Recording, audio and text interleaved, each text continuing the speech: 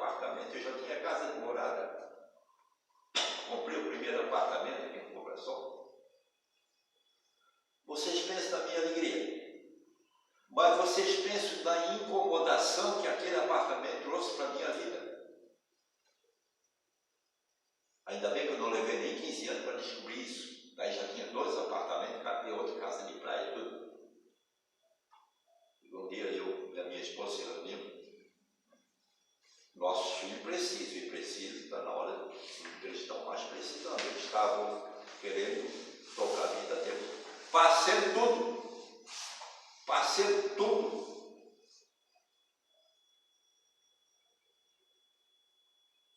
Foi a coisa melhor que nós fizemos na vida. Foi a coisa melhor que nós fizemos na vida. Em primeiro lugar, não ficou herança. Não ficou herança. Porque, na verdade, é dentro do governo. Mas quem que é o governo? Agora é o Lula que vai assumir daqui a uma semana. Não é dele também. É do sistema de governo. É tudo. É tanto que se nós não pagar imposto, o Estado come. Não é isso? Para ver que nós não somos donos de nada, mais de nada. Então, quantos menos coisas nós temos da matéria, mais temos chance de ser felizes. Porque onde está o teu tesouro, está o teu coração. Olha quando eu comprei o primeiro apartamento. Olha, não veio bem claro, mas a frase era que eu estou ficando bem. Do jeito que a coisa vai indo, eu vou me dar bem. E a vaidade, né? A vaidade e o orgulho. Eu tinha essa vaidade. E o orgulho. Até que o tempo passa, o tempo voa. Fiz a grande descoberta. Passo aqui para vocês. Vocês também estão correndo atrás do prejuízo, assim, como o filho pródigo, como a Ariel, que é a nossa história. Eu estava lá em meditação, tinha lido uma página, alguém falou assim, para mim, aquilo que está nos Salmos, que não me lembro. Acorda, ou tu que dorme naquele momento, me veio essa frase. Alguma coisa lá na minha consciência disse assim, ô César, quem bota comida na tua mesa é Deus, não é tu não. Porque eu modesta parte, sempre fui trabalhador. Modesta parte. Comecei aos 12 anos a trabalhar, sabe o que tinha que trabalhar? E achava que, se eu não trabalhar, quem vai botar comida na minha mesa? Esta é uma boa proposta para amanhã depois nós não ter comida na mesa. Quando eu passo a confiar mais em mim do que em Deus. Então, quem bota comida na tua mesa é Deus. Quem bota roupa no teu corpo é Deus. Quem dá um lugar para te abrigar é Deus. Quem bota alegria na tua vida é Deus. Quem bota paz no teu espírito é Deus. Porque a felicidade é paz espiritual. Daí naquele momento eu comecei a ressuscitar. Entendeu? Mas eu não estou dizendo para vocês que eu sou bom ou que eu sou o rei da cocada preta. Não! Mas esse é o caminho e graças a bom Deus eu tenho levado uma vida boa, gente. Eu tenho levado uma vida boa. Mas, por favor, vocês não têm que me imitar. Tem que imitar Jesus o Cristo. Porque de onde vem essas orientações? Para eu deixar de ser bobo, eu sem Deus não sou porcaria nenhuma. Mas, como dizia Paulo o apóstolo, tudo posso naquele que me fortalece. Entende? É você transferir que só existe uma fonte. Olha o Salmo 91. Direi de meu Deus, porque és o meu refúgio e a minha fortaleza. Que eu acrescento, que és a minha fonte. Maluco sou eu quando acho que eu vou encontrar felicidade nas outras pessoas ou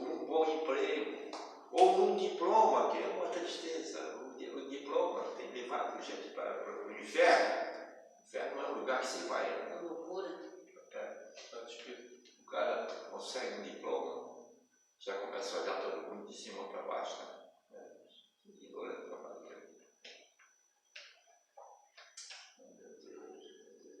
Então, conhecereis a verdade e a verdade vos libertará. Não tem outra. Só isso. Alguma pergunta? Então, olha aqui, ó. Minha fonte, meu refúgio e minha fortaleza. Minha fonte é onde vem a minha comida, onde vem a água que eu bebo, que vem a minha moradia. Não sonhe morar no palacete, não. Complicado, gente. É complicado. É uma prisão. Mas Deus não quer ninguém morando debaixo de uma ponte. Deus vai sempre lhe dar uma morada digna. Tá? Mas não pare com esse negócio de muito empetecamento. Isso estorva a vida. É prisão. Às vezes a pessoa não tem mais tempo para Deus. Às vezes a pessoa não tem mais tempo para Deus. Você, pelo nosso trânsito, você vê, é uma correria, mas eles estão correndo atrás de quê? Os índios lá americanos já falaram para o Jung, o grande psicólogo e psiquiatra, Carl Jung. Os homens vivem numa pressa, eu não sei do que estão correndo atrás. Hoje nós sabemos, correndo de morrer mais cedo. Morrer de atropelado, morrer de acidente, morrer de estresse, morrer de... enfim. De repente morre. Meu Deus do céu, mas por que nós vivíamos nessa preocupação? Vida sem Deus. Então nós devemos ter uma preocupação. Será que a minha vida é uma vida que está tentando seguir os caminhos do Senhor? Ou eu estou tentando me iludir, colocando mais um Papai Noel, que se chama ilusão na minha vida, achar que nós podemos viver uma vida boa, de costa virada para Deus? Entendeu? Uma pergunta, senão Eu tenho só uma pergunta, seu César. Que diz na Bíblia assim, eu queria entender melhor. Aquele que não trabalha não tem direito nem a comer. O que Paulo, isso é de Paulo. Paulo, isso. Na época, eles não poderiam estar interpretando, analisando como nós estamos interpretando hoje. Tá? E até porque mente desocupada é oficina de Satanás. Sempre houve, a maioria era trabalhadora em toda a época. E tinha um ou outro que era mandrião. Não fazia nada, ainda ficava roubando o que os outros tinham. Ou querendo ser um peso, viver às custas dos outros. Era nesse sentido aí que Paulo dá início. Quem não trabalha não come. E ele agiu corretamente.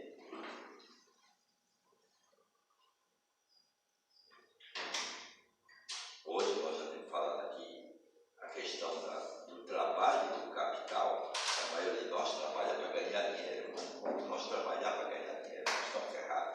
Nós não estamos entendendo nada. Nós temos que trabalhar porque o trabalho é a maior distração que existe na vida do ser humano.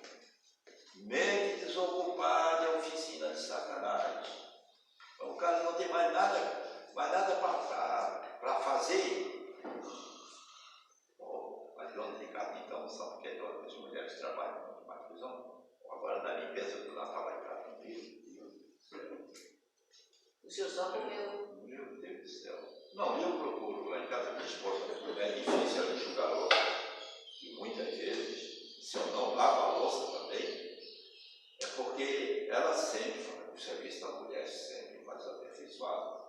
Mas muito. Deixa que eu lavo essa louça. Não, deixa. Se tu quiser enxugar, ela já sabe, ela dificilmente. Ela não gosta de enxugar a louça. A louça de casa ninguém enxuga. Mas olha aqui, ó. Durante a semana, quando ela trabalha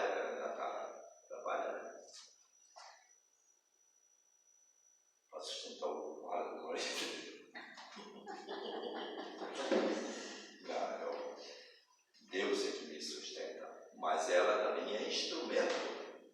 Porque ela não pensa em futilidades também.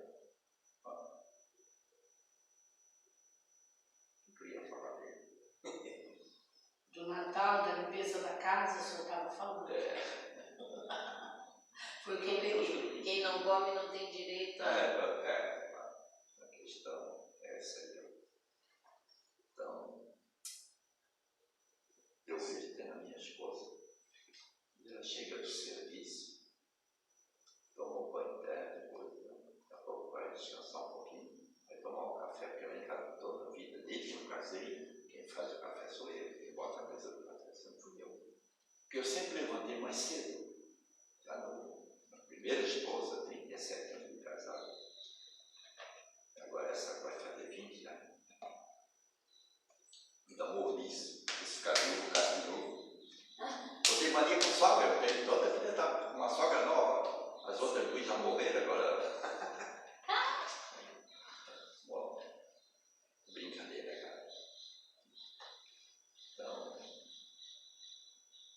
ela diz assim, ó, olha, eu estou num mal-estar danado. Eu não estou com vontade de fazer nada. Prova que eu estou falando aqui, ó. Vocês precisam ver o que uma mulher, ela pega a escada, ela sobe em cima do imóvel, aquela limpeza do Natal, que faz uma, 2 vezes por ano.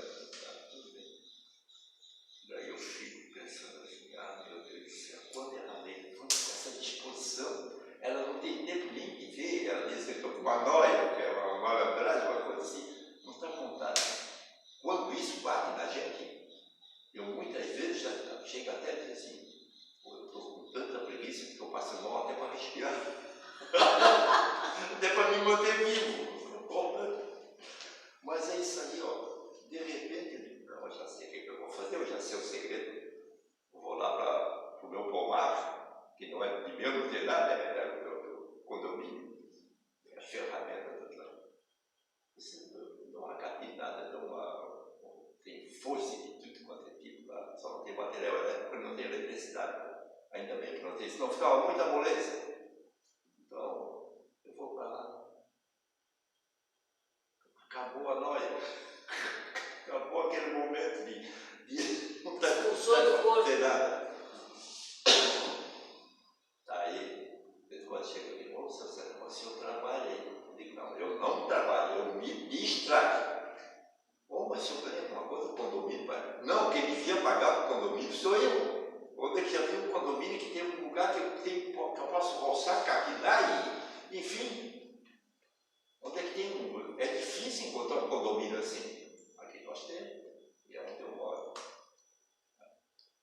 Então, isso aí, quem não vive para servir, não serve para viver. Uma frase que se aplica a essa de Paulo. Quem não trabalha, não trabalha. Por quê? O que ele quer dizer? O Mandrião, se tu não encontrar uma ocupação, tu vai começar a perturbar os outros. E daí só falta de pensar, deixa o estouro trabalhar, mas não é assim que os ladrões pensam, a filosofia dos ladrões é essa. Essa é tudo um estouro, é só pegar. Essa filosofia dos ladrões, de vez em quando não morre não está acontecendo aí na cadeia, porque se tu tivesse encontrado alguma coisa para fazer, Então, guarda. Agora nós vamos entrar em jantar em Betânia, capítulo 12. Mateus 26, 6, 13. aqui está a unção em Belém. Ah, é? Não, mas o significado é a mesma coisa. O que é unção? O Espírito do Senhor está sobre nós, diz o profeta Isaías. Ele nos ungiu, ele estava se referindo a Jesus, mas é a todos nós. O Espírito de nós, do Senhor, que é se referindo a Deus, está sobre nós. Ele nos ungiu para aliviar os enfermos, devolver a vista aos cegos, movimento aos paralíticos. Então, toda essa explicação que representa a presença de Deus em nossa vida, entenderam? Então, quer dizer, sempre que Jesus estava perto, era como Jesus estava ungindo, quer dizer, abençoando. Unção é mais ou menos uma bênção. Estava abençoando aquele ambiente. Então, quando nós vamos rezar, nós devemos nos desligar de tudo, e agora na presença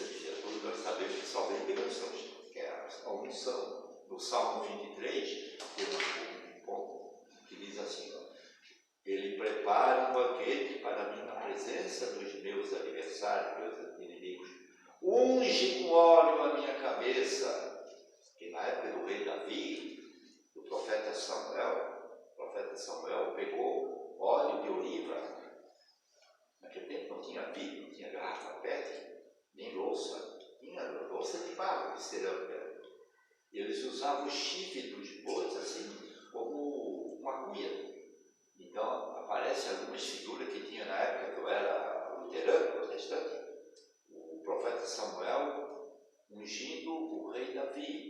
Porque os reis que estavam a serviço de Deus, que não eram pagãos, eles só viravam rei mesmo depois de receber de um profeta a unção, que era simbolizada na época com óleo de oliva na cabeça, que tem muitas igrejas negociando hoje em dia, entendeu? Óleo de cela da terra santa.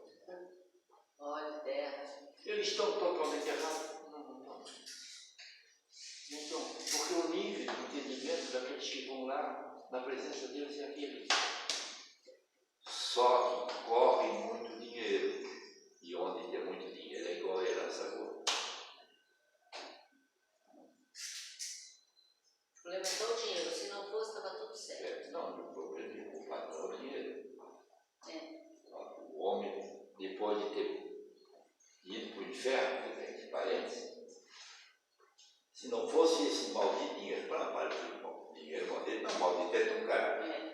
Maldito é tu que usasse o dinheiro para engordar o teu orgulho e o teu egoísmo. Bom, a unção. Então, a unção isso é uma bênção. É uma bênção. Capítulo 12, 1. 6 dias antes da Páscoa, foi Jesus a Betânia, onde vivia Lázaro, que ele ressuscitara. Deram ali uma ceia em sua honra. Marta servia e Lázaro era um dos convivas. Convivas, né? Sei lá. Convivas, né? Tomando Maria uma libra de bálsamo de nardo puro, de grande preço, ungiu os pés de Jesus e enxugou-os com seus cabelos. A casa encheu-se de perfume no bálsamo, mas Judas Iscariotes, um dos seus discípulos, aquele que o havia de trair, disse: por que não se vendeu este bálsamo por 300 denários e não se deu aos pobres? Dizia isso porque ele se interessasse pelos pobres. Dizia isso não porque ele se interessasse pelos pobres, mas porque era ladrão e, tendo a bolsa furtada, o que nela lançavam,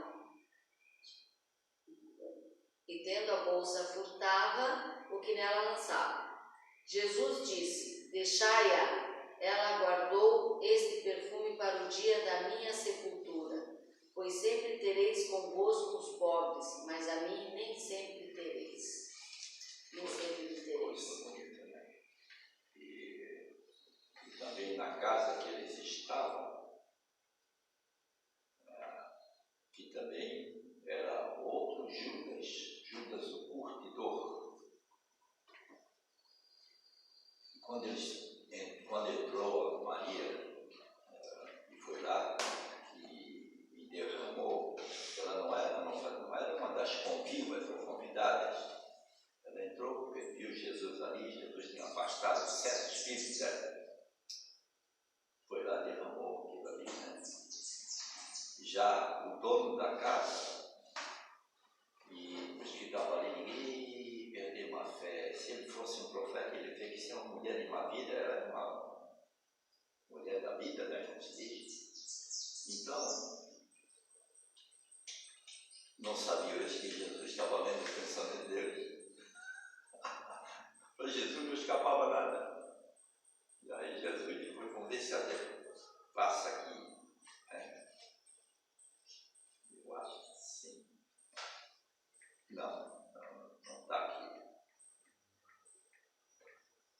E daí, deixai-a, Jesus conclui, que ela guarde isto para o dia do meu sepultamento, pois sempre tendes os pobres convosco, mas a mim não tendes para sempre. Não quer dizer que foi